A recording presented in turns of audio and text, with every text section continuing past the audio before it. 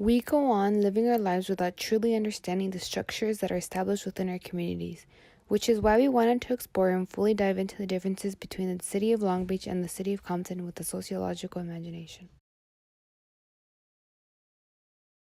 In our observations and research, we found that in Long Beach there are far more renovated apartments and homes. Cars are more modern and eco-friendly. There is public transportation that runs on electric batteries, as well as electric scooters that are more accessible and used by many residents. The city has also installed bike lanes that encourages residents to ride their bikes. In the neighborhoods we observed, we noticed that the streets were more kept. There was not a lot of garbage laying around, there was construction going on to fix uneven roads, and there was functioning streetlights. Although appearances don't always match up with the statistics of poverty, it casts some light on an economy that has shown to be a factor of the increase in poverty. So we dove into some research about poverty rates, crime rates, and the residents of Long Beach. The majority of the population is Hispanic, coming in at 66.3%, while there is a white population of 53.1%, African American population of 13%, and Asian population of 13%. 20.3% of Long Beach population is in poverty. Poverty affects many families as well as children. Affecting their education can also have an impact on the high school graduation rates.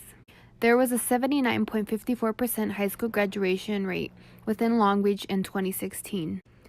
There was a 27-to-1 student-to-teacher ratio within K-12 schools.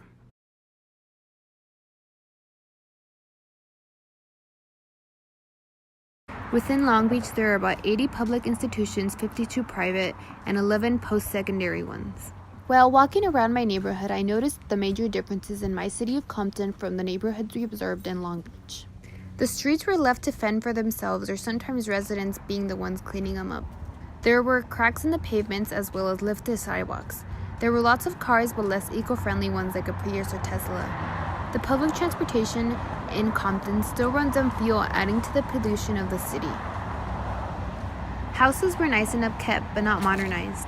Some had gates that were rusted or just broken. There was a mixture of apartments and homes. There are some schools within the neighborhood, which show that there is some underfunding going into maintenance. In our research, we found that 25.5% of the residents within Compton are in poverty. 42.4% of the population is Hispanic, following at 37% from the white population, 31.1% African American, and 1.07% Asian. Crimes are not indifferent within each neighborhood or community. Within Compton, there are 37.78 crimes committed per 1,000 residents, which is not far off from Long Beach's crime rate of 37.02 crimes committed per 1,000 residents. Educational systems, depending on the city, succeed with funding, but within a notorious crime-ridden city like Compton, there is certain to be cuts for funding public schools. High school graduation rates were at 60.80% in 2016 with a student-to-teacher ratio of 22-to-1. There are also fewer educational institutions, taking a toll on the student that has to commute farther, or the student-to-teacher ratio rising, leaving students to receive less help when in need. In a city with high poverty rates, property value may decrease, in turn producing less funding for schools and less opportunities for students. There are 36 public institutions, 21 private, and 3 post-secondary ones in Compton.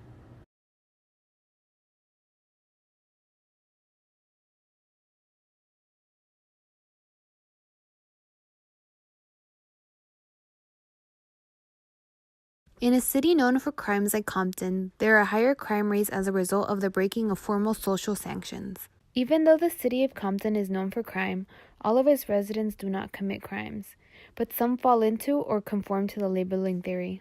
People believe Compton is crime-ridden, but criminals are not just born, they are made. If society perceives them as criminals, living up to it becomes their lifestyle as they know nothing more than the stigma. Another major difference we decided to observe with a sociological imagination was the housing communities of Long Beach and Compton.